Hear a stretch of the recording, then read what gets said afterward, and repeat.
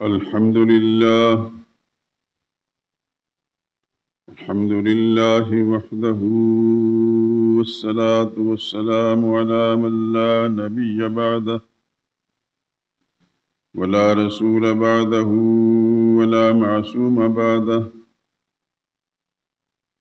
أما بعد، فإن خير الحديث كتاب الله، وخير الهدي هدي محمد صلى الله عليه وسلم، وشر الأمور محدثاتها، وكل محدثة بدعة، وكل بدعة ضلالة، وكل ضلالة في النار. أعوذ بالله من الشيطان الرجيم. بسم الله الرحمن الرحيم.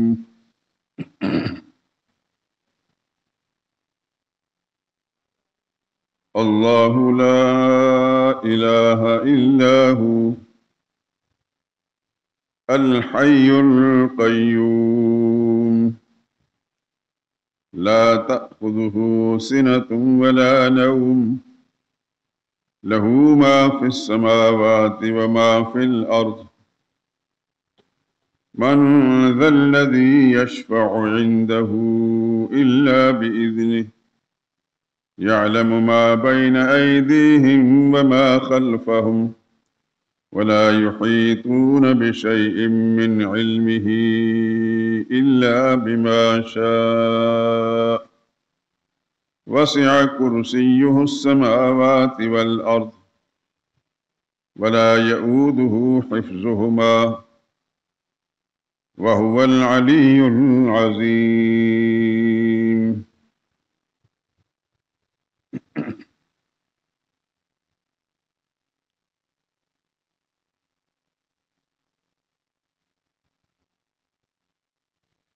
اللہ ہی الہ ہے اور کوئی الہ نہیں۔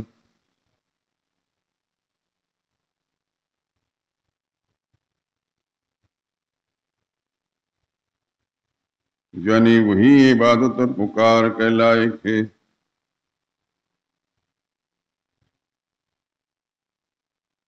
وہ زندہ ہے، ہمیشہ رہنے والا،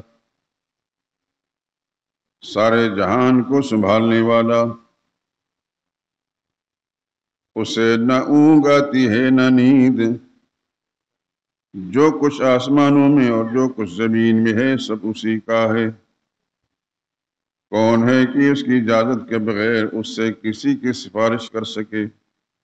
جو کچھ لوگوں کے روبرو ہو رہا ہے اور جو کچھ ان کے پیچھے ہو چکا ہے اسے سب معلوم ہے، اور وہ اس کی معلومات میں سے کسی چیز کا احاطہ نہیں کر سکتے۔ ہاں، جس قدر وہ چاہتا ہے اسی قدر معلوم کرا دیتا ہے۔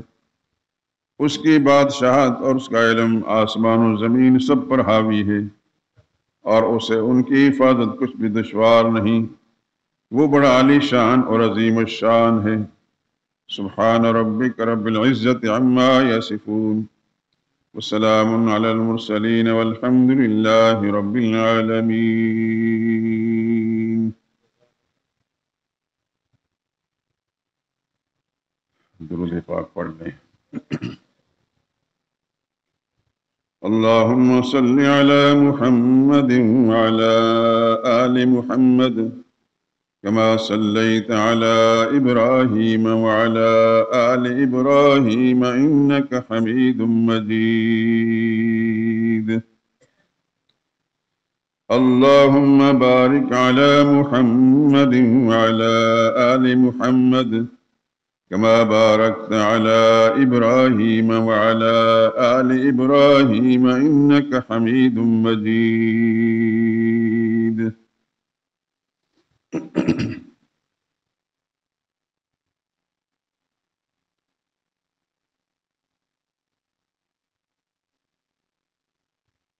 کس سے مانگیں کہاں جائیں کس سے کہیں، کس سے مانگیں کہاں جائیں کس سے کہیں، اور دنیا میں حاجت روا کون ہے؟ کس سے مانگیں کہاں جائیں کس سے کہیں اور دنیا میں حاجت روا کون ہے؟ سب کا داتا ہے تو سب کو دیتا ہے تو تیرے بندوں کا تیرے سوا کون ہے؟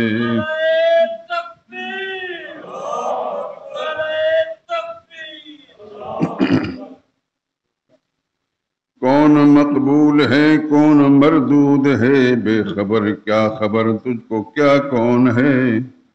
جب تولیں گے عمل سب کے میزان پر تب کھلے گا کہ کھوٹا کھرا کون ہے؟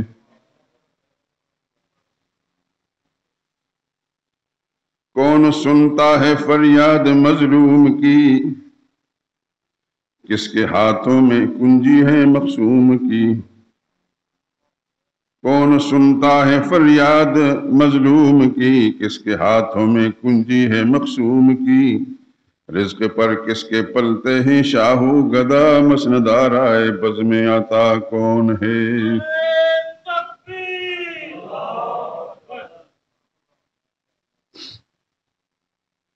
اولیاء تیرے محتاج اے رب کل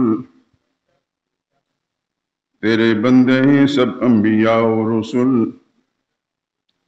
اولیاء تیرے محتاج اے رب کل تیرے بندے ہیں سب انبیاء و رسول ان کی عزت کا باعث نسبت تیری ان کی پہچان تیرے سوا کون ہے؟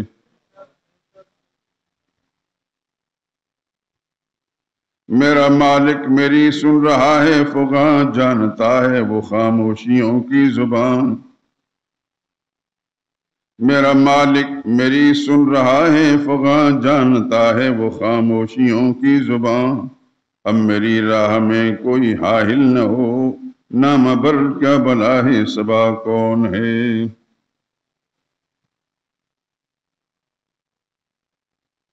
ہے خبر بھی وہی مبتدا بھی وہی نا خدا بھی وہی ہے خدا بھی وہی جو ہے سارے جہانوں میں جلوہ نما اس احد کے سوا دوسرا کون ہے؟ انبیاء اولیاء اہل بیت نبی تابعین و صحابہ پہ جب آبنی انبیاء اولیاء اہل بیت نبی تابعین و صحابہ پہ جب آبنی گر کے سجدے میں سب نے یہی عرض کی تو نہیں ہے تو مشکل کشا کون ہے؟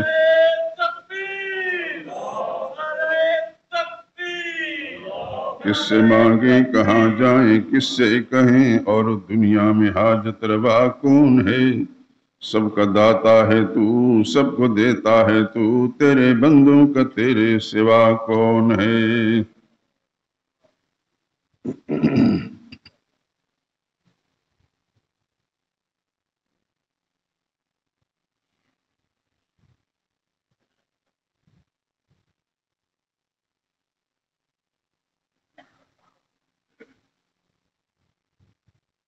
بزرگان محترم برادران عزیز،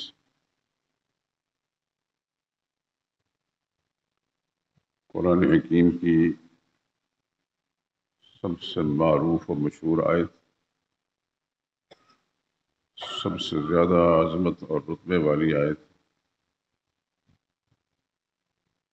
آپ جانتے ہیں کہ آیت الکرسی ہے۔ رمضان مبارک پہلے سے جب سے یہ مضمون دین کا بنیادی اور اساسی مسئلہ جس پر سارے اسلام کی عمارت قائم ہے، مسئلہ توحید، شروع ہوا تو اسی آیت کو بنیاد بنایا گیا اور تب سے اب تک یہی آیت ہر خطبہ جمعہ کے اندر تلاوت کی جا رہی ہے اور اس کے ایک ایک جز پر گفتگو ہوتی رہی ہے۔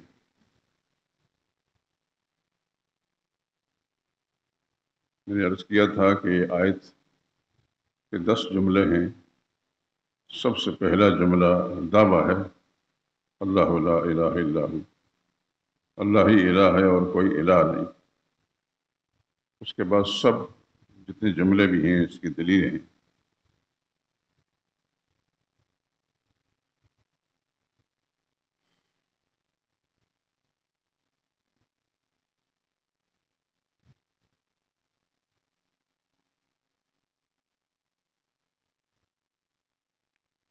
پچھلے جمعے میں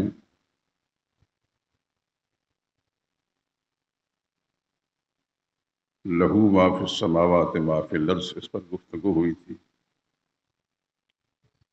اگرچہ یہ جملہ ایسا ہے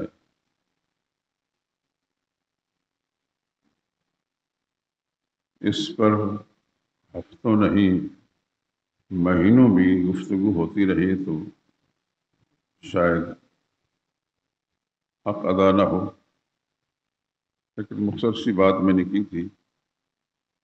میں چاہتا ہوں کہ ایک دفعہ اس کے ہر جملے پر تھوڑی سی گفتگو ہو جائے، اس کے بعد پھر اگر زندگی نے ساتھ دیا تو میدان کھلا ہے، گفتگو کریں گے۔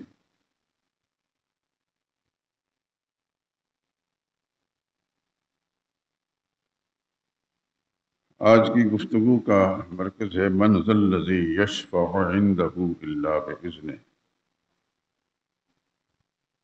کون ہے کہ اس کی اجازت بغیر اس سے کسی کی سفارش کر سکے؟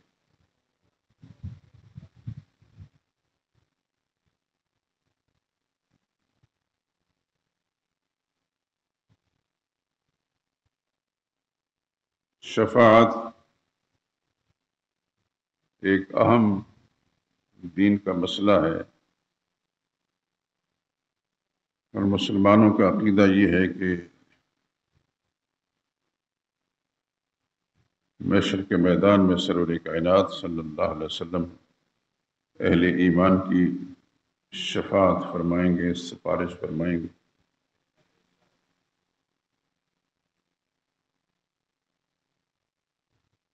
اور یہ جو جملہ ہے الا باذن، اس کی اذن کے بغیر، اس کی اجازت بغیر کسی کی سفارش کوئی نہیں کر سکتا، یہ ایک بڑی اہم بات ہے۔ انبیاء اکرام علیہ الصلوۃ والسلام اور سرور کائنات صلی اللہ علیہ وسلم بھی جو شفاعت فرمائیں گے وہ اللہ کے اذن سے کریں گے، اللہ کی اجازت کے ساتھ کریں گے۔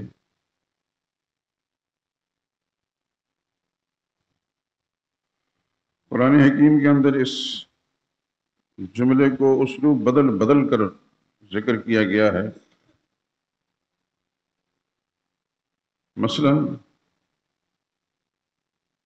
27ویں پارے میں ایک سورت ہے سورہ النجم، اس کی ایک آیت ہے وَكَم مِّن مَلَكٍ فِي السَّمَاوَاتِ لَا تُغْنِي شَفَاعَتُهُمْ شَيْئًا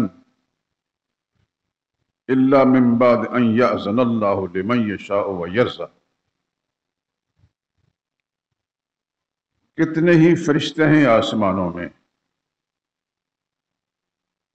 اس کا تو ایک مخلص مسلمان جس کے اسلام سے واقعی تعلق ہے وہ اچھی طرح جانتا ہے کہ ملائکہ کرام کی تعداد سوائے اللہ کے کسی کو معلوم نہیں۔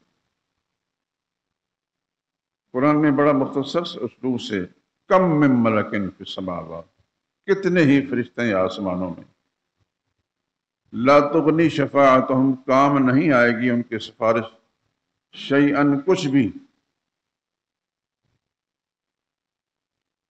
نہ وہ کسی کی سفارش کریں گے اللہ کی اجازت کے بغیر، نہ کسی کام آئے گی، الا من بعد ان یأذن اللہ، جب تک اللہ تعالیٰ اذن، اجازت نہ دے دے، لمن یشاء، پھر اجازت بھی جس کے لیے چاہیں گے دیں گے، وہ یرضا، اور جس دیں گے اس کے لیے جس کو خدا پسند کریں گے۔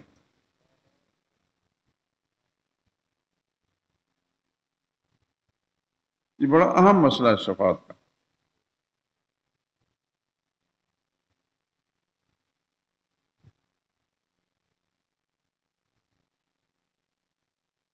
علماء امت نے بڑے عام سے انداز میں اس مسئلے کو اس طرح ذکر کیا ہے کہ شفاعت کی 3 قسمیں ہیں۔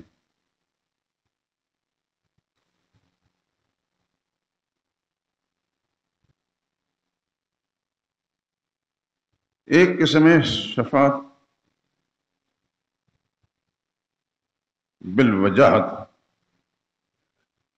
یعنی کسی ایسے شخص کی سفارش جو وجاہت رکھتا ہے، روب دبدبہ رکھتا ہے، اور جس کے سامنے سفارش کی جائے وہ اس کی ماننے پر مجبور ہے۔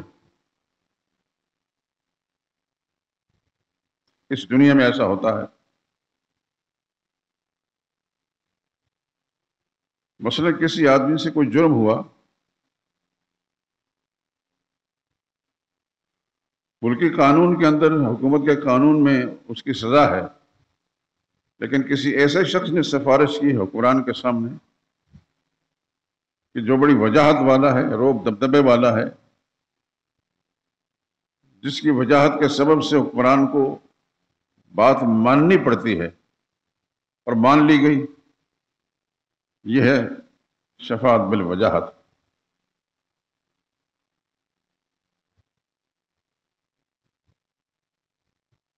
مثال کے طور پر کسی پولیس کے افسر نے کسی آدمی کو کسی جرم میں پکڑا، لیکن اس آدمی کے ساتھ کسی نے کسی نسبت سے گورنر کی یا وزیر اعلیٰ کی کوئی نسبت تھی، کوئی تعلق تھا، کوئی جان پہچان تھی، اس کو پتا ہے، اس نے تھانے دار سے کہا، ایس پی سے کہا، پتا کہ آئی جی سے کہا کہ اس کو چھوڑ دیں، مجال ہے کہ وہ نہ چھوڑیں۔ گورنر نے کہا ہے، وزیر اعلیٰ نے کہا، اس کو شفاعت بالوجاہت کہتے ہیں، کہ اس کی وجاہت، اس کا دبدبہ، اس کا روب، اس کا رتبہ، مقام مجبور کر رہا ہے اس کو کہ اس کی بات مانی جائے۔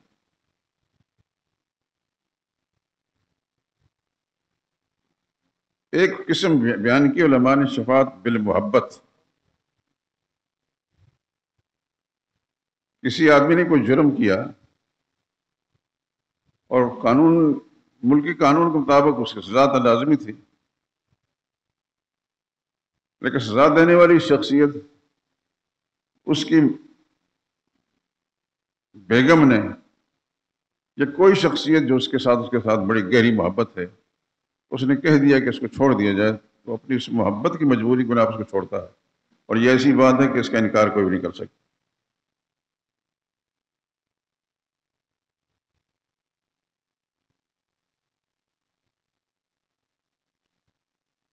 کسی کے گھر کوئی ملازمہ کام کرتی ہو، اس سے کوئی غلطی ہو گئی، تو گھر کا مالک جو ہے اس کو نکالنے کے لیے تیار ہوا، لیکن اس کی بیگم صاحبہ نے کہا کہ اس کو چھوڑ دیں۔ کسی نے کسی اہمیت کی بنا پر کسی سبب سے بیگم نے سفارش کی، تو بیگم کی بات ماننی پڑتی، اللہ ماشاء اللہ، اور آپ حضرات جانتے ہیں اس بات کو۔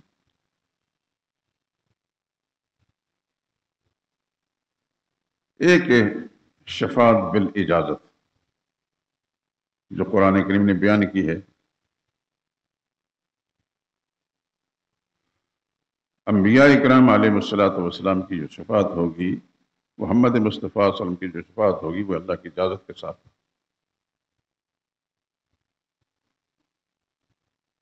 منشا الہی یہ ہوگا، مثال کا ایک آدمی نے جرم کیا ہے لیکن وہ عادی مجرم نہیں ہے، ڈرتا ہی رہتا ہے، لیکن دائیں بائیں ہاتھ نہیں مارتا، وہ صلی اللہ کی رحمت کی طرف امیدوار بنا، علم الہی میں یہ سب کچھ موجود ہے، تو منشا الہی یہ ہوگا کہ اس کو چھوڑ دیا جائے، لیکن اللہ تعالیٰ براہ راست اپنے قانون کو نہیں بدلیں گے، اپنے پیغمبر کو اشارہ کریں گے، اس کے بارے میں بول جائیں، اور نبی بولیں گے، اس کے اللہ تعالیٰ سفارش قبول ہو جائے گی۔ یہ ہے شفاعت بالاجازت، اور اب تمام انبیاء اکرام کی، خود نبی کریم صلی اللہ علیہ وسلم کی جو شفاعت ہوگی وہ اسی قسم کی ہوگی۔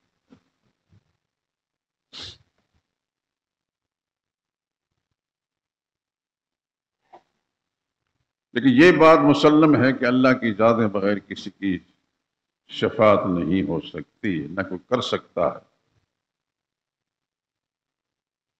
یہیں سے تو پتہ چلتا ہے کہ اللہ مرضی کا مالک ہے، وہ کسی کی ماننے پر مجبور نہیں ہے، سب اس کے سامنے مجبور ہیں، اللہ کسی کے حامل مجبور نہیں۔ کتنا بڑا بھی کوئی کیوں نہ ہو، خدا اس کے سامنے مجبور نہیں۔ قرآن حکیم کے اندر بہت ساری ایسی مثالیں موجود ہیں، آپ حضرات قرآن حکیم کی تلاوت کے دوران غور فرمایا کریں۔ اللہ تعالیٰ ہر مسلمان کو قرآن حکیم کے ساتھ صحیح وابستگی رکھنے، اس کی تلاوت کرنے، اس کے معنی مطالب پر غور کرنے کی توفیق عطا فرمائے۔ آپ جانتے ہیں کہ انبیاء اکرام علیہ الصلوۃ والسلام کے تذکرے قرآن حکیم کے اندر موجود ہیں۔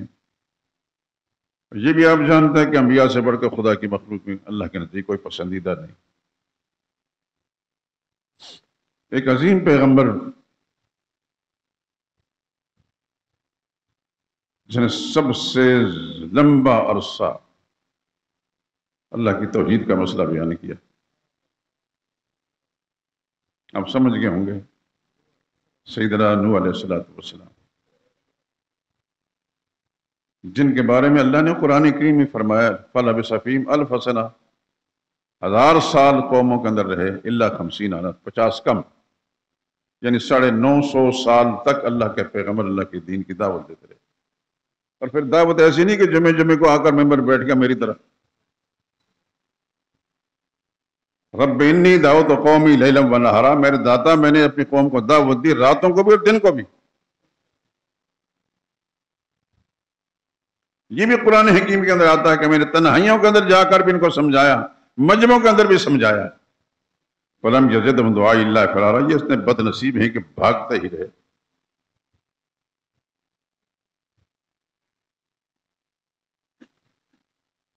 اللہ اکبر. قرآن حکیم کی بہت ساری صورتوں میں ان کا تذکرہ موجود ہے، لیکن 12ویں پارے میں سورہ ہود، اس کو غور سے پڑھا کریں. اس میں ذرا لمبا تذکرہ ہے نوح علیہ السلام کا. ان کے نام پر مستقل سورت موجود ہے، سورۃ نوح، اس کے اندر بھی تذکرہ موجود ہے. یہ ابھی جو میں نے آیتیں پڑھی اس کے حوالے سے، لیکن سورہ ہود کے اندر جو بڑا عجیب سا تذکرہ ہے، نوح علیہ السلام کا اپنا بیٹا نافرمان تھا. جب قوموں کا معاملہ مایوسی تک پہنچا تو اللہ نے فرمایا فَاصْنَعِ الْفُلْكَ، میرے پیغمبر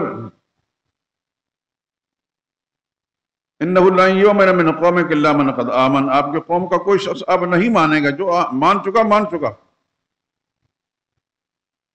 اب میں نے فیصلہ کیا ہے کہ ان کو ہلاک کرنا ہے.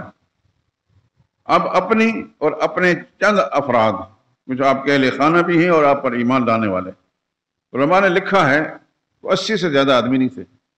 950 سال تک خدا کے دین کی دعوت دینے والے پیغمبر، 100 کی تعداد نہیں پہنچی ایمان لانے والے. اور مزے کی بات یہ کہ نوح علیہ السلام کی اپنی بیوی بھی مشرکہ ہے اور بیٹا بھی. اللہ کی تقسیم دیکھیں.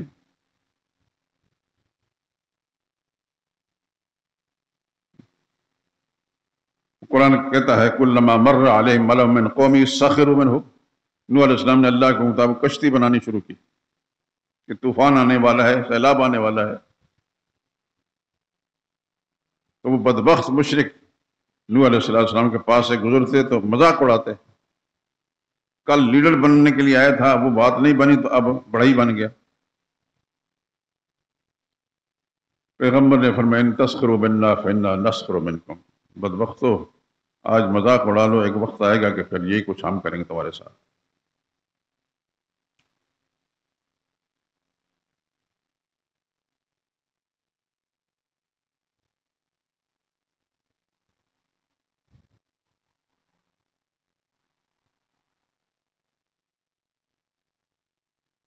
یہ باہر کس کو مارا ہے اس قادر نے؟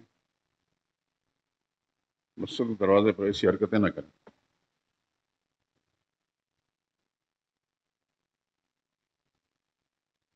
خیر توجہ میری طرف، بیٹھ جائیں آپ حضرات. ایک آدھ ساتھی سمجھانے کے لیے کافی ہے، سب کے باہر نکلنے کی ضرورت نہیں.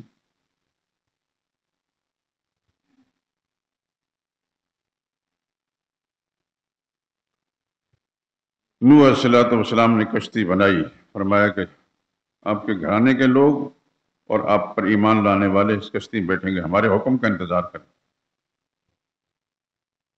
کشتی بن گئی، اللہ کے پیغمبر حکم کا انتظار کرتے رہے. آسمان کو حکم ہوا کہ اپنا پانی چھوڑ، زمین کو حکم ہوا کہ پانی باہر نکال.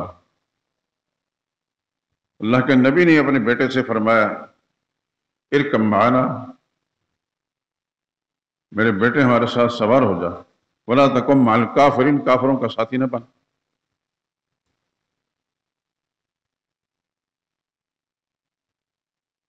لیکن بد نصیب تو بد نصیب ہی ہوتا ہے، بدبخت مشرک کا دماغ خراب ہوتا ہے. اس کو پیغمبر باپ کی بات میں نہ سمجھ میں آئی، کہنے لگا صحابی الی جبل یعصمنی من الماء، ابا جان کس بات سے ڈراتے ہیں؟ یہ سیلاب تو آتے رہتے ہیں، وہ جو پہاڑ کی چوٹی ہے اس پر میں چڑھ جاؤں گا، وہاں تک کون سیلاب جاتا ہے؟ اللہ کے نبی نے فرمایا لا عاصم اليوم من امر اللہ، بدبخت یہ روایتی سیلاب نہیں، یہ خدا کا عذاب ہے۔ آج خدا کے عذاب سے کوئی بچ نہیں سکتا، جس کو اللہ بچائیں گے وہی بچے گا۔ قصہ مختصر کہ اس نے بات نہیں سمجھی، نہیں مانی، اللہ فرماتے وحال بینہم الموج، اللہ کے طوفان کی ایک لہر آئی، فکان من المغرقین، بیٹا پیغمبر کی آنکھوں کے سامنے غرق ہو گیا۔ پدری شفقت نے جوش مارا، اللہ کے پیغمبر بولے بارگاہ الہی میں رب ان بنی من اہلی۔ یہ سارا قصہ میں اس وقت کے لیے آپ کو سنانا چاہتا ہوں، پیغمبر کی یہ سفارش ہے، رب ان بنی من اہلی، میرے دادا میرا بیٹا میرے گھرانے کا فرد ہے، وَإِنَّ وَعْدَكَ الْحَقُّ، تیرا وعدہ تھا کہ تیرے گھرانے کو بچاؤں گا میں، تیرا وعدہ سچا ہے۔ اللہ نے فرمایا یا نوح انہو لیس من اہلک،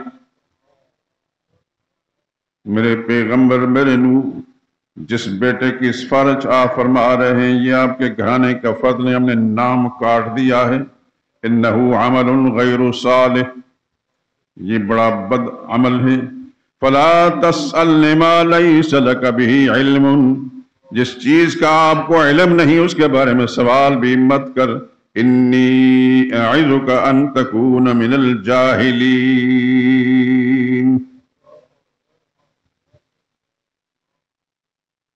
آپ جذبات سے مغلوب ہونے والوں میں شامل نہ ہوں۔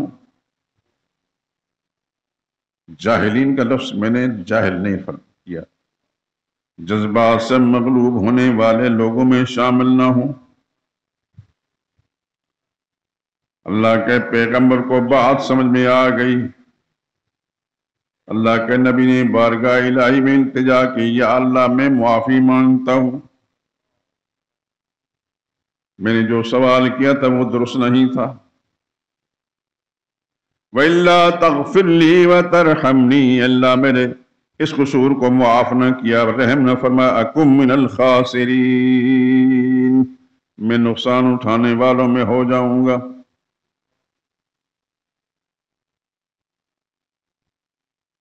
نوح علیہ السلام کا بیٹا بچا، یہی میں بات سمجھانا چاہتا ہوں، پیغمبر نے اپنے بیٹے کے بچانے کی سفارش کی کہ نہیں؟ یہ کوئی ناول نہیں سنا رہا میرے دوستو، اللہ کا قرآن سنا رہا ہوں۔ اللہ کسی کی ماننے پر مجبور نہیں ہے، کسی کی ماننے پر مجبور نہیں ہے، وہ اپنی مرضی کا مالک ہے۔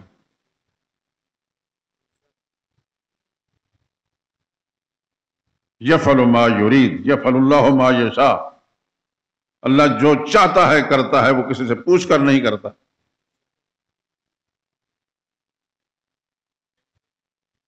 انبیاء سے علیہم السلام سے بڑھ کر خدا کے نزدیک کوئی معزز اور مکرم مخلوق بھی کوئی نہیں، لیکن خدا اپنی مرضی کا مالک ہے، جو کچھ کرتا ہے اپنی مرضی سے کرتا ہے۔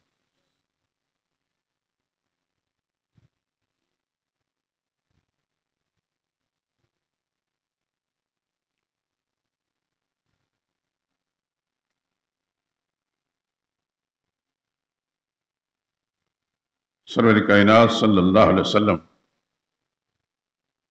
جانتے ہیں آپ کہ کتنی بڑی عظمت والی شخصیت ہے، اللہ کی ساری مخلوق میں، پوری کائنات انسانی میں سب سے بڑا رتبہ محمد مصطفیٰ صلی اللہ علیہ وسلم کا ہے۔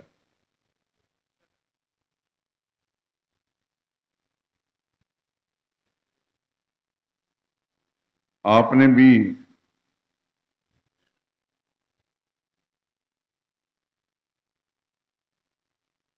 ایک آدمی کی سفارش کی تھی جنازہ پڑھا کر،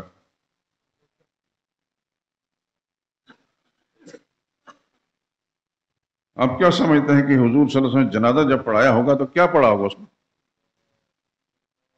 تیسری تکبیر کے بعد ہمیں جو تعلیم ہے حضور صلی اللہ علیہ وسلم کی، اللہم اغفر لحینا و میتنا، کیا حضور صلی اللہ علیہ وسلم نے یہ جنازے میں نہیں پڑھا ہوگا؟ بلکہ جیسے احادیث مبارکہ کے اندر اس کے زائد دعائیں بھی ہیں، اللہم اغفر لہ وارحمہ وعافہ واعف عنہ واکرم نزلہ ووسع مدخلہ واغسلہ بالماء والثلج والبرد ونقہ من الخطایا کما ينقى الثوب الابيض من الدنس وابدلہ دارا خیر من دارہ واہلا خیر من اہلہ وزوجا خیر من زوجہ وادخلہ الجنہ واعذہ من عذاب القبر وعذاب النار۔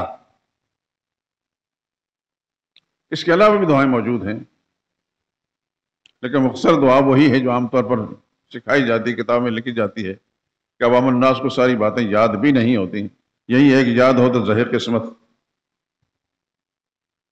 تو نبی کریم صلی اللہ علیہ وسلم نے عبداللہ بن ابی کی نماز جنازہ پڑھائی کہ نہیں پڑھائی؟ اس کا انکار تو نہیں ہے۔ عبداللہ بن ابی کون تھا؟ ایک نام کا مسلمان تھا،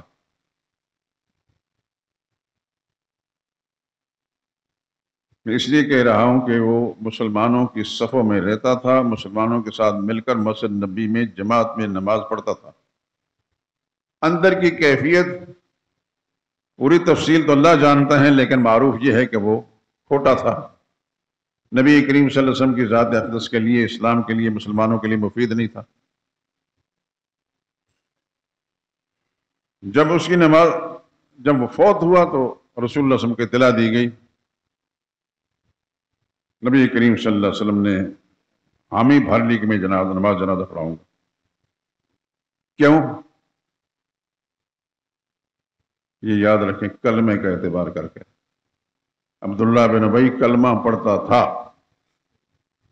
عبداللہ بن ابی کلمہ پڑھتا تھا، کلمے کا اعتبار کر کے محمد مصطفیٰ صلی اللہ علیہ وسلم نے اس کی نماز جنازہ پڑھائی۔ سیدنا فاروق اعظم رضی اللہ تعالیٰ عنہ راستے میں حائل ہو گئے، نبی کریم صلی اللہ علیہ وسلم کے ساتھ کھڑے ہو کر آپ کا جبہ مبارک پکڑ کر کھڑے ہو گئے، یا رسول اللہ آپ نہیں جانتے کہ یہ کتنا بڑا اسلام کا اور آپ کا دشمن رہا ہے، کس کی نماز جنازہ پڑھاتے ہیں آپ؟ رسول اللہ نے فرمایا مجھے سب پتا ہے، لیکن میرے اللہ نے منع تو نہیں کیا۔ یہ فرمایا استغفر لہم او لا تستغفر لہم، بخشش مانگیں یا نہ مانگیں، ان تستغفر لہم 70 مرتن، 70 مرتبہ بھی ان کے لیے بخشش مانگے، فلن یغفر اللہ، اللہ معاف نہیں کرے، مجھے اگر اللہ اجازت میں 70 مرتبہ سے زیادہ اس کے لیے بخشش مانگوں گا، شاید کہ وہ بخشش کیا کرے۔ اس سے اندازہ فرما لیں کہ رسول اللہ صلی اللہ علیہ وسلم، اللہ اکبر، اللہ پاک نے کتنی بڑی عظمت عطا فرمائی تھی، یہ جانتے ہوئے کہ رسول اللہ صلی اللہ علیہ وسلم کا وہ بدترین دشمن ہے، اللہ کے پیغمبر اس کے لیے کس قدر ہمدردی کے جذبات رکھتے ہیں کہ مجھے اللہ اجازت دیں گے تو 70 مرتبہ سے زیادہ اس کے لیے بخشش مانگو کہ شاید اس کی مغفرت ہو جائے۔ رسول اللہ صلی اللہ علیہ وسلم نے نماز جنازہ پڑھائی، بلکہ ان کے بیٹے نے رسول اللہ صلی اللہ علیہ وسلم سے ان کا کرتا مبارک بھی مانگا، اور وہ کرتا بھی حضور صلی اللہ علیہ وسلم دے دیا، اس کو پہنا دیا گیا بطور تبرک کے۔ یہ سب کچھ ہوا، جو ہی نماز جنازہ مکمل ہو گئی، اللہ کی وحی آ گئی، وَلَا تُصَلِّ عَلَىٰ أَحَدٍ مِّنْهُمْ مَاتَ وَلَا تَقُمْ عَلَىٰ قَبْرِهِ، میرے پیغمبر ان لوگوں میں سے، ان دوغلے لوگوں میں سے کوئی مر جائے تو اس کی نماز جنازہ بھی نہیں پڑھنی، وَلَا تَقُمْ عَلَىٰ قَبْرِهِ، قبر پر کھڑے ہو کر دعا بھی نہیں کرنی۔ دو ہی طریقے ہوتے ہیں کسی مسلمان کے لیے، یا اس کی نماز جنازہ ہے یا قبر کھڑے ہو دعا مانگنی ہے۔ جو مفید چیزیں تھیں دونوں سے اللہ نے اپنے پیغمبر کو منع فرما دیا۔ اب سوچتے ہوں گے کہ یہی اللہ کی وحی جو میں نے ابھی آیت پڑھی ہے، جنازہ پڑھانے سے پہلے نہیں آ سکتی تھی؟ میرا رب نہیں بھیج سکتا تھا؟ یا نماز جنازہ کے دوران نہیں؟ اللہ اپنی حکمتوں کو جانتے ہیں، اور اللہ نے اپنے پیغمبر کو جو فراست عطا فرمائی وہ جانتے ہیں۔ نبی کریم صلی اللہ علیہ وسلم کی یہ مہربانی، اس کا فائدہ یہ ہوا کہ کئی سو، بعض نے کئی ہزار کہتے ہیں، لوگ مسلمان ہو گئے حضور صلی اللہ علیہ وسلم نے اخلاقیات کو دیکھ کر۔ اس کے لیے تو مفید نہیں ہوا، لیکن جو لوگ اس انتظار میں بیٹھے تھے، اللہ پاک نے ان کو ہدایت سے نواز دیا۔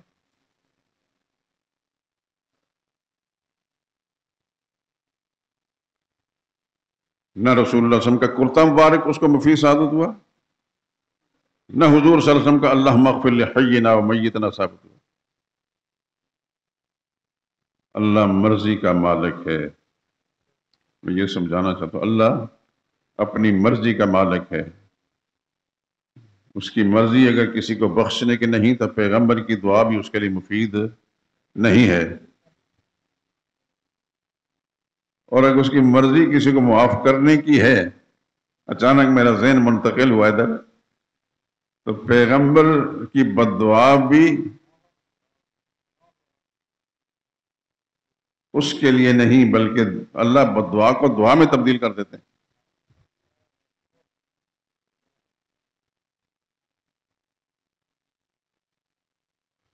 غالباً غزوہ احد ہے، 3 آدمیوں کا نام لے کر بخاری شریف میں، مسلم شریف میں نام ہے ان کے، رسول اللہ صلی اللہ علیہ وسلم نے بد دعا فرمائی۔ صفوان بن امیہ، سہیل بن عمرو اور حارث بن ہشام۔ ان سے حضور صلی اللہ علیہ وسلم کو زیادہ تکلیف پہنچی تھی، نام لے کر رسول اللہ صلی اللہ علیہ وسلم نے بد دعا فرمائی۔ اللہ اکبر، اللہ اکبر، خدا کی قسم، جب اس ساری چیز کا دیکھتے ہیں تو لرز اٹھتے ہیں، یا اللہ تو اپنی مرضی کا مالک ہے۔ امام الانبیاء صلی اللہ علیہ وسلم کو جس شخص کی وجہ سے تکلیف پہنچی، حضور صلی اللہ علیہ وسلم ویسے کسی لیے بدعا نہیں فرماتے تھے، تکلیف پہنچی تو حضور نے بدعا فرمائی، لیکن اس وقت میرے مالک کی مرضی نہیں تھی کہ نہیں، ان کو میں نے معاف کرنا ہے۔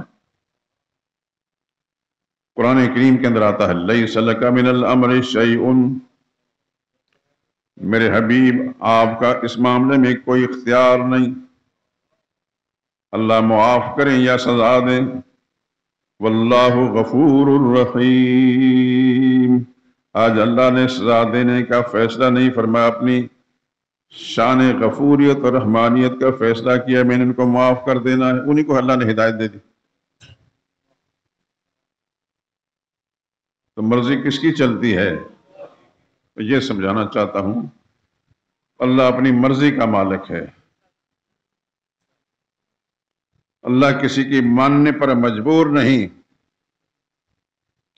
کسی کی ماننے پر مجبور نہیں، ماننے پہ آئے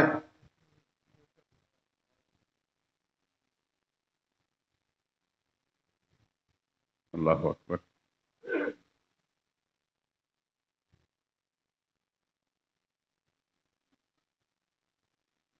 رسول اللہ صلی اللہ علیہ وسلم کے اپنے چچا، آپ جانتے ہیں، بلکہ آپ کو بچپن سے شاید اسکولوں کالجوں میں یہی کچھ پڑھایا گیا ہوگا۔ اللہ اکبر، یہ بات میں اس لیے کر رہا ہوں کہ میرے چھوٹے چھوٹے بچے جب اسکول میں پڑھتے تھے تو ان کی کتابیں اسلامیات کے موضوع پر میں وقتاً فوقتاً دیکھتا تھا کہ ان میں کیا ہے، کیا پڑھاتے ہیں۔ سوال جواب ہو رہا ہے کہ حضور صلی اللہ علیہ وسلم کے چچا کا نام بتائیں، حضرت ابو طالب علیہ السلام۔ سن رہے ہیں میری بات کو؟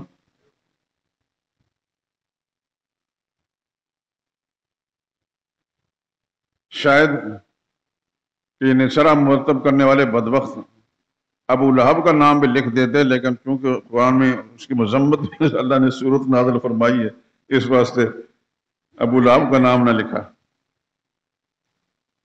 نبی کریم صلی اللہ علیہ وسلم کے والد گرامی سمیت 10 چچا تایا ہیں، جس میں صرف 2 صاحب ایمان ہیں، سیدنا حمزہ جو سید الشہداء بھی ہیں اور شیر خدا بھی ہیں۔ میری بات کو دھیان سے سنیں اور ذہن میں بٹھا لیں، میں کسی خاص جذبے کے ساتھ بات کر رہا ہوں۔ سیدنا حمزہ رضی اللہ تعالیٰ، یہ حضور صلی اللہ علیہ وسلم کے ساتھ کوئی 1 سال کی عمر کا فرق ہے، شاید وہ 1 سال حضور صلی اللہ علیہ وسلم بڑے تھے۔ سیدنا حمزہ رضی اللہ تعالیٰ عنہ، جن کو حضور صلی اللہ علیہ وسلم فرمایا اسد اللہ بھی فرمایا، اللہ کا شیر ہے، اور جن کو حضور صلی اللہ علیہ وسلم سید الشہداء فرمایا، یہ شہیدوں کا سردار ہے۔ 2 لفظ رسول اللہ صلی اللہ علیہ وسلم سیدنا حمزہ کے لیے فرمائے ہیں۔ یہ صاحب ایمان ہیں. اور دوسرے ہیں سیدنا عباس رضی اللہ تعالیٰ عنہ. وہ بھی تقریباً حضور صلی اللہ علیہ وسلم سے عمریں قریب قریب تھی، 1 سال کا فرق تھا. باقی چچا سب بڑے تھے. 2 تایا تھے رسول اللہ صلی اللہ علیہ وسلم کے، جناب زبیر اور جناب حارث. عبد المطلب کے بڑے صاحبزادے کا نام حارث ہے. حارث رسول اللہ صلی اللہ علیہ وسلم نے نہیں دیکھے، حضور کی ولادت سے پہلے ہی فوت ہو گئے تھے. اور جناب زبیر رسول اللہ صلی اللہ علیہ وسلم نے ان کو دیکھا بھی ہے اور رسول اللہ صلی اللہ علیہ وسلم کی انہوں نے کفالت بھی کی ہے. میں نے اس پر ایک رسالہ لکھا ہے، انشاءاللہ اب دعا کریں کہ جلدی جلدی دوسرے بہت سارے کام ہیں مکمل ہوں تو رسالہ بھی آپ کے سامنے آ جائے گا، دلائل کے ساتھ. یہ نہیں کہ اوٹ پٹانگ، دلائل کے ساتھ حقائق پیش کیے ہیں کہ حضور صلی اللہ علیہ وسلم کے کفیل، کفالت کرنے والے جناب زبیر تھے، جناب ابو طالب نہیں تھے. یہ تو یار لوگوں کے ہاتھ میں قلم آیا تو انہوں نے لکھ دیا. جانتے ہیں آپ ان کو کہ نہیں جانتے؟ اللہ کرے کہ آپ جان جائیں. اس لیے میں دعا کر رہا ہوں کہ جب جان جائیں گے تو خدا ان کے شر سے، ان کے فتنے سے آپ کا محفوظ رکھیں گے. یہ دعا ہے کہ اللہ پاک ہر مسلمان کو ان کے شر سے، ان کے فتنے سے محفوظ فرمائے.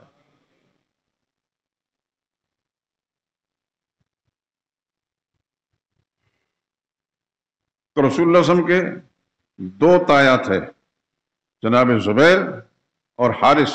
حارث تو حضور نے دیکھے ہی نہیں، پہلی فوت ہو گئے تھے. زبیر کو دیکھا بھی ہے رسول اللہ صلی اللہ علیہ وسلم کی، انہوں نے کفالت کی ہے. جو جناب عبداللہ سے بڑے تھے، باقی جناب عبداللہ سے سب چھوٹے تھے. ابو طالب بھی چھوٹے تھے، ابو لہب بھی چھوٹے تھے، اور جتنے لوگ تھے وہ سب چھوٹے تھے. لیکن ان سب چچا تایا میں سے صرف 2 صاحب ایمان تھے، سیدنا حمزہ رضی اللہ تعالیٰ عنہ. سیدنا حمزہ کے میں نے 2 صفات بیان کی تھی، یاد ہے؟ اسد اللہ، اللہ کا شیر، شیر خدا. حضور نے کس کو فرمایا؟ سیدنا حمزہ کو. یاد رکھیں، شیر خدا کون تھے؟ حضرت حمزہ تھے. اور سید الشہداء کون تھے؟ حضرت حمزہ تھے رضی اللہ تعالیٰ عنہ. یار لوگوں کے ہاتھ میں قلم آیا تو کہیں سے کہیں پہنچ گئے. پتہ ہے آپ کو؟ نہیں پتا. اللہ کرے کہ پتہ ہو، اللہ کرے کہ پتہ ہو آپ کو ہر چیز کا صحیح اور غیر صحیح کا فرق معلوم ہو.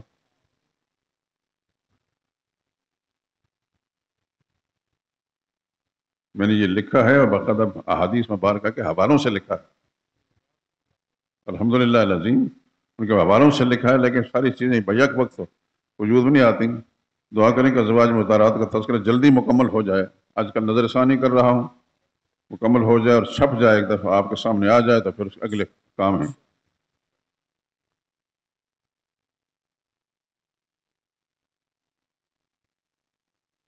تو حضور صلی اللہ علیہ وسلم کے چچاؤں میں جناب ابو طالب یہ ایمان لائے ہیں. لیکن آپ کے اسکول اور کالج کتابوں کے اندر باقاعدہ بچوں کو یہ پڑھایا جاتا ہے. حضور کے چچاؤں کا نام بتائیں. یہ چچا کون تھے؟ چچاؤں کے نہیں بلکہ چچا کون تھے؟ تو حضرت ابو طالب علیہ السلام. حضرت ابو طالب علیہ السلام. ایک دفعہ میں نے اپنے جو بچہ پڑھ رہا تھا، میں نے پیغام بھیجا کہ یہ غلط ہے. تو کوئی خاتون پڑھانے والی تھی، جاہل ہوتی ہیں ان پڑھ، کہتے ہمیں تو یہی کچھ آتا ہے، ہم تو یہی کچھ پڑھائیں. کس کا خاتون؟ مسلمانوں کے بچوں کو کیا تعلیم دی جاتی ہے کچھ پتہ نہیں. ماں باپ ان کو بستہ گلے میں ڈال کر بھیج دیتے ہیں اسکولوں کالجوں کے اندر. کیا پڑھاتے ہیں کیا نہیں پڑھاتے. ان کی بلا سے وہ تو اپنا کاروبار کریں گے. میرے دوستوں فکر کیا کریں اپنے بچوں کی دینی تعلیم کی بھی، کہ آپ کے اسکولوں کالجوں میں بچوں کو کیا پڑھایا جاتا ہے. میں 18 سال سینٹرل ماڈل اسکول میں نے پڑھایا ہے. یہ آپ کا پاکستان کا سب سے بڑا نامی گرامی اسکول، جس میں 10,000 طالب علم تھے، 200 استاد تھے. میں بہت کچھ جانتا ہوں اس سلسلے میں. اور میں نے قبل از وقت ریٹائرمنٹ لی اس لیے تھی کہ وہاں کو میرا طبیعت نہیں لگتی تھی. میں کیا غلط چیزیں پڑھاؤں؟ میں نے اپنی پینشن چھوڑ دی، سب کو چھوڑ دیا، قبل از وقت ریٹائرمنٹ لے لی، میرا دل نہیں کرتا تھا۔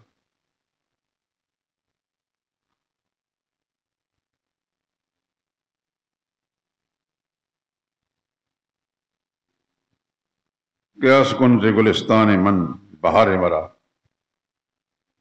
ہمارے اس پاکستان میں جو اسلام کے نام پر بنایا گیا پاکستان، اس کے اندر ابھی حال میں دکھ کے ساتھ یہ بات کہنی پڑتی ہے، آپ حضرات جانتے ہوں گے کیونکہ سوشل میڈیا کو آپ استعمال زیادہ کرتے ہیں۔ میں تو ایک چھوٹا سا موبائل ہے، اس سے فون کر لیا، فون سن لیا، میرے پاس اتنا ٹائم ہی نہیں ہوتا۔ کسی اینکر نے مائک پکڑا ہے، ایک نوجوان لڑکا کم و بیش 25-30 سال کی عمر کے درمیان ہوگا، اس سے پوچھتا ہے دعا قنوت کس نماز میں پڑھی جاتی ہے؟ کہتے ہیں مجھے پتا نہیں۔ پھر دوسرے سے پوچھتا ہے کس نماز میں پڑھی جاتی ہے؟ کہتے ہیں مجھے پتا نہیں۔ تیسرا، چوتھا، پانچواں، چھٹا، 6 آدمیوں سے مختلف بدل بدل کر پوچھا، کسی نے نہیں بتایا کہ دعا قنوت کس نماز میں پڑھی جاتی ہے۔ وہ مسلمان کے بچے ہیں، میری طرح کا خدا کی قسم ہے اندر اندر کڑتے رہتے، جلتے رہتے ہیں۔ وہ صاف جاہل نہیں ہوں گے، سکولوں کالجوں میں پڑھے ہوں گے، لیکن اس مسلمان زادے کو ہم کیا کہیں؟ اس کے ماں باپ نے اس پر کیا تعلیم اس کو دی ہے؟ مجھے اگر پتا ہے، اس کے ماں باپ کو پتا نہیں چلے گا؟ اس کا اڑوس پڑوس والوں کو، اس کے رشتہ داروں کو پتا نہیں چلے گا؟ پتا ہوگا ضرور۔ کچھ عرصہ پہلے میں نے سنا چکا ہوں، اس سے پہلے پیغمبروں کے بارے میں پوچھا، نبیوں کے 3 نبیوں کے نام بتائیں، نہیں بتا سکے۔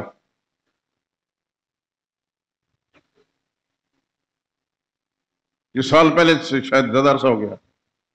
پھر کہ چند صحابہ کے نام بتائیں، صحابہ کے نام نہیں بتائے۔ جوان لڑکے ہیں مسلمان زادے، کسی عیسائی سے نہیں پوچھا تھا، مسلمان کے بیٹے سے پوچھا تھا، نہیں بتایا۔ آخر میں ایک صحابی کا نام بتایا، اور وہ ہے طارق جمیل۔ میں اس پر تبصرہ نہیں کرنا چاہتا۔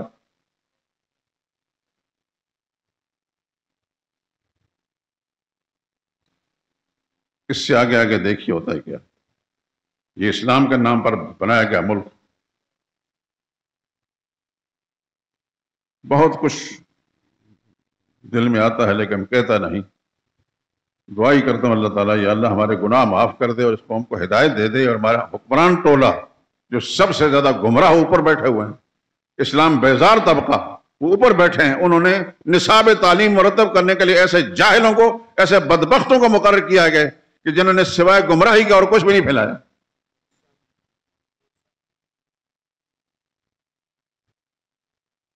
یاد ہوگا آپ کو کچھ عرصہ پہلے ایک حکومت گزری ہے، اس کے وفاقی کابینہ کا اجلاس ہو رہا ہے، اس کا ایک وزیر اس سے کہا سورہ فاتحہ پڑھ، سورہ اخلاص سنا، سورہ اخلاص نہیں سنا سکا۔ پھر اس کے بعد دوسری حکومت آئی، اس کا بھی ایک وزیر، وہ بھی سورہ اخلاص نہیں سنا سکا۔ کیا یہ چیزیں جو ہمیں پتہ چلتا ہے، یہ میڈیا کے ذریعے پوری دنیا میں نہیں پتہ چلتا ہوگا؟ آپ کا پڑوسی ملک ہندوستان جو آپ کا دشمن ہے، اس کو پتہ نہیں چلتا ہوگا، اور وہ خوش نہیں ہوتے کہ اسلام کے نام پر بنائے ملک کے اندر کوئی مسلمان نہیں۔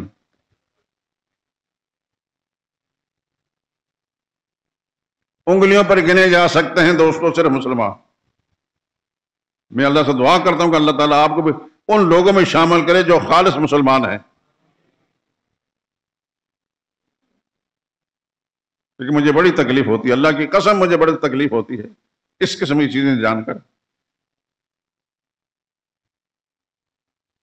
اپنی اولاد کی، اپنے بچوں کی فکر کریں۔ عقیدوں کا معاملہ تو بعد میں ہے۔ آپ کی مساجد، آپ کے محلوں کے مسجدوں کے اندر امام، ان کے عقیدے ٹھیک ہیں الا ماشاء اللہ؟ یا وہ خدا کی توحید کا مسئلہ بیان کرتے ہیں صحیح طریقے؟ قرآن کے ساتھ ان کی کوئی وابستگی ہے؟ کس سے کہانیاں سنانے والے بے شمار ہیں، سریں لگانے والے بے شمار ہیں، لیکن خدا کے قرآن کے ساتھ صحیح تعلق نہیں۔ قرآن مخلوق کو سنانے والے نہیں ہیں۔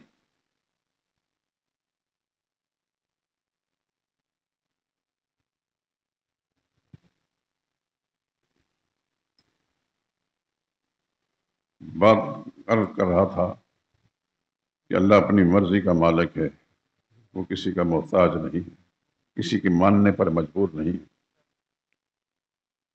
نبی کریم صلی اللہ علیہ وسلم نے ابو طالب کے بارے میں کوشش کی کہ یہ کلمہ پڑھ لے۔ آپ کو تو یہ بتایا گیا نا کہ حضرت ابو طالب علیہ السلام، لیکن حقائق کیا ہیں کہ وہ ایمان نہیں لائے تھے۔ قریب المرگ رسول اللہ صلی اللہ علیہ وسلم اس کے پاس پہنچے، فرمایا چچا اب بھی وقت ہے کلمہ پڑھنے میں، خدا کے سامنے گواہ بن جاؤں گا۔ اس وقت ابو جہل بھی پاس بیٹھا تھا اور ابو طالب کے ایک بھانجا بھی پاس بیٹھا تھا۔ وہ کوشش کر رہے تھے کلمہ نہ پڑھیں، نبی کریم صلی اللہ علیہ وسلم کو فرماتے کلمہ پڑھ لیں۔ چنانچہ حضور صلی اللہ علیہ وسلم کی کوشش کامیاب نہیں ہوئی۔ اس وقت ابو طالب نے آخر وقت کا اعلیٰ ملت عبد المطلب، میں عبد المطلب کے دین پر جا رہا ہوں، محمد مصطفیٰ صلی اللہ علیہ وسلم کے کلمے پڑھنے۔ حضور صلی اللہ علیہ وسلم افسردگی کے عالم واپس لوٹ آئے، تشریف فرما تھے، گھر کے حضرت علی آ گئے، ابو طالب کے بیٹے۔ انہوں نے آ کر حضور صلی اللہ علیہ وسلم کو اپنے طور پر اطلاع دی، شاید ان کے خیال میں ہوگا کہ حضور کو پتہ نہیں چلا۔ ہماری حدیث کی کتاب ابو داؤد شریف کے اندر یہ الفاظ موجود ہیں، میں جو آپ کو سنا رہا ہوں۔ یا رسول اللہ ان عمک الشیخ الضال قدمات، کہ اللہ کے پیغمبر آپ کا چچا جو بوڑھا تھا اور گمراہ تھا وہ فوت ہو گیا۔ کون کہہ رہا ہے؟ سیدنا علی رضی اللہ عنہ کا بیٹا، لیکن ایمان ایمان ہے، بیٹا ہونا الگ بات ہے، لیکن اسلام اور ایمان پر سمجھوتا نہیں کرتے تھے۔ ان عمک الشیخ الضال قدمات، آپ کا چچا جو بوڑھا بھی تھا اور گمراہ تھا فوت ہو گیا۔ نبی کریم صلی اللہ علیہ وسلم نے فرمایا مجھے پتا ہے۔ حضور نے فرمایا اذهب فوارے، جاؤ سپرد خاک کر کے آ جاؤ۔ اگر اس کے اندر ایمان ہوتا، ایمان پر مرا ہوتا، رسول اللہ اس کی نماز جنازہ نہ پڑھتے۔ کلمے کا اعتبار کر کے عبداللہ بن ابی کی نماز جنازہ حضور نے پڑھائی کہ نہیں پڑھائی؟ لیکن انہوں نے کلمہ بھی نہیں پڑھا، اس لیے رسول اللہ صلی اللہ علیہ وسلم کی نماز جنازہ کے لیے نہیں گئے، نہ گئے ہیں، نہ حضرت علی کو فرمایا کہ جا کر تم نماز جنازہ پڑھو۔ اتنا فرمایا اذهب فوارے، سپرد خاک کراؤ، اور فرمایا اور کسی سے بات نہ کرنا، واپس میرے پاس آؤ۔ واپس تشریف لائے، فرمایا جاؤ غسل کر لو۔ علماء نے اس سے مسئلہ لکھا ہے کہ کسی غیر مسلم کی تدفین میں اگر کوئی آدمی شریک ہو اس کو غسل کر لینا چاہیے۔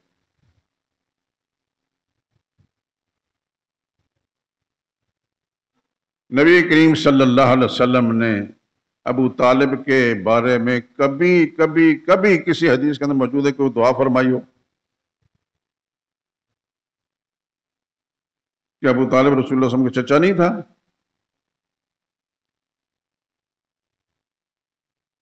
رشتوں کا اعتبار نہیں، ایمان کا اعتبار ہے۔ عقیدہ اہم ہے، عقیدہ اہم چیز ہے، رشتے نہیں۔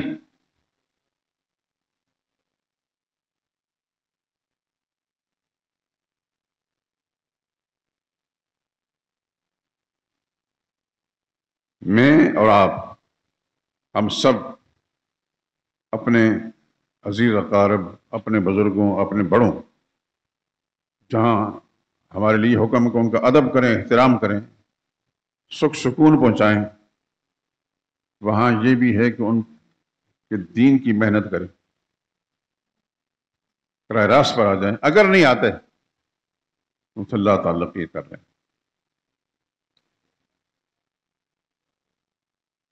قرآن حکیم کے اندر سیدنا ابراہیم علیہ السلام کا تذکرہ موجود ہے۔ جب باپ نے بات نہیں میں تبرأ منہ، لا تعلق کا اعلان کر دیا۔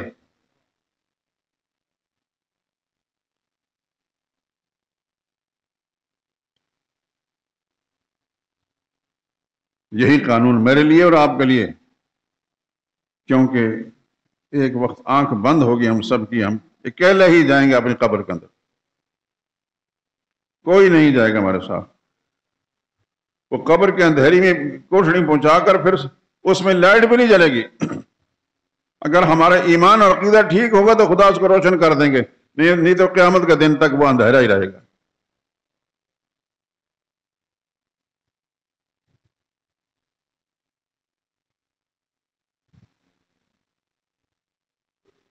اپنی قبر کی فکر،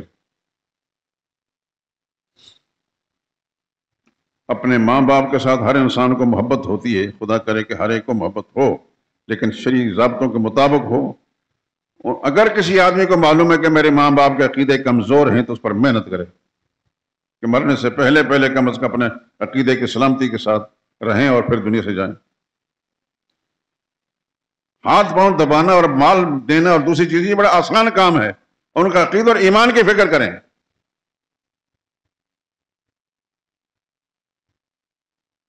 میرے پاس ایک نوجوان آیا، یہیں اب کافی عرصہ مجھے ملتا نہیں، شاید ملک سے باہر چلا گیا، بڑی خوبصورت داڑھی رکھی ہماری مجلسوں میں بیٹھ کر، تو رو رہا تھا میرے پاس بیٹھ کر۔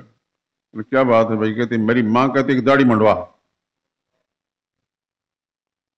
ورنہ تیری شکل نہیں دیکھوں گی میں۔ بہنوں کو میں ساتھ ملا لیا، وہ بڑا پریشان میرے پاس آیا۔ میں نے اسے کہا بیٹا تو نے داڑھی نبی کریم صلی اللہ علیہ وسلم کی سنت سمجھ کر رکھی ہے یا کچھ اور؟ میں نے آپ سے یہ سنا تھا کہ رسول اللہ صلی اللہ علیہ وسلم کی سنت ہے، یہ آپ کا طریقہ مبارکہ ہے۔ میں نے کہا آپ کی امی اس کا رتبہ بڑا ہے یا محمد مصطفیٰ صلی اللہ علیہ وسلم کا؟ اتنی بات میں نے کہی تو جھٹکا سا لگا اس نوجوان کو، اس طرح سارے لا کر کہنے اب بات سمجھ میں آ گئی الحمدللہ کہ میرے محمد صلی اللہ علیہ وسلم کا جو مقام ہے وہ سب سے اونچا ہے۔ یہ مقام نہ میری امی کا ہے نہ کسی اور کا۔ اور میں نے کہا کچھ بھی ہو جائے میں داڑھی نہیں منڈواؤں گا۔ ناراضگی معاف، سب نوجوان جن کی داڑیاں نہیں ہیں یا دھیڑ عمر ساتھی ہیں، بزرگ ہیں، میرے دل میں آپ کا بڑا احترام ہے، خدا کی قسم بڑا احترام ہے۔ احترام بہی معنی کہ آپ دوسری جگہوں چھوڑ کر یہاں تشریف لاتے ہیں، میری ٹوٹے پھوٹے الفاظ کو سنتے ہیں، امید ہے کہ ان پر آپ کے عقیدے بھی ہوں گے۔ مسجدیں تو بے شمار ہیں، میری گزارش یہ ہے کہ میرے اللہ نے ہمیں بلانا ہے، اپنے چہرے محمد مصطفیٰ صلی اللہ علیہ وسلم کی سنت کے مطابق بنا لیں۔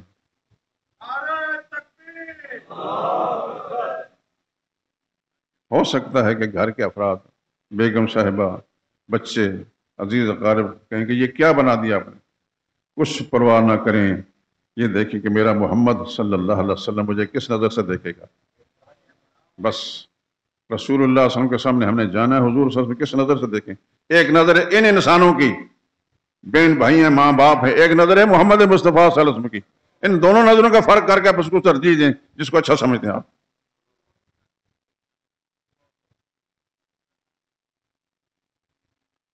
اور دوسری بات جیسے میں نے کہی کہ اپنے عقیدوں کو درست کرنے کے ساتھ ساتھ اپنے گھر والوں کی فکر کریں، ٹٹولا کریں وقتاً فوقتاً اپنی بیگم صاحبہ کو، آپ کا عقیدہ کیا ہے، بہن بھائیوں کو، ماں باپ کو۔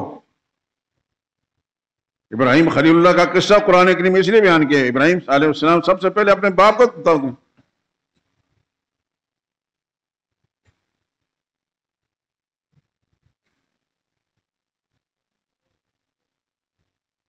باپ کو بڑے خوبصورت انداز سے ابراہیم خلیل اللہ نے دعوت دی۔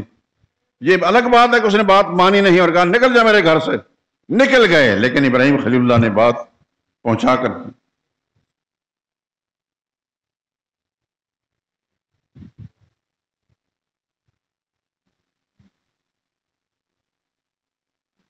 اس لیے اپنے والدین اگر حیات ہیں بڑی بات ہے، ان کی خدمت بھی کریں، لیکن سب سے بڑی خدمت یہ ہے کہ ان کے عقیدے ٹھیک کریں۔ اگر آ سکتے ہیں تو میرے پاس میں اپنا سونا چھوڑ کر، آرام چھوڑ کر ان کے سامنے مسئلہ بیان کروں گا، یہ میری ذمہ داری میں شامل ہے، لیکن آپ کی ذمہ داری میں بھی شامل ہے کہ آپ ان کی فکر کریں۔ انشاءاللہ العزیز پھر خدا کے سامنے جائیں گے، سرخرو ہو کر جائیں گے، کوئی شرمندگی نہیں ہوگی۔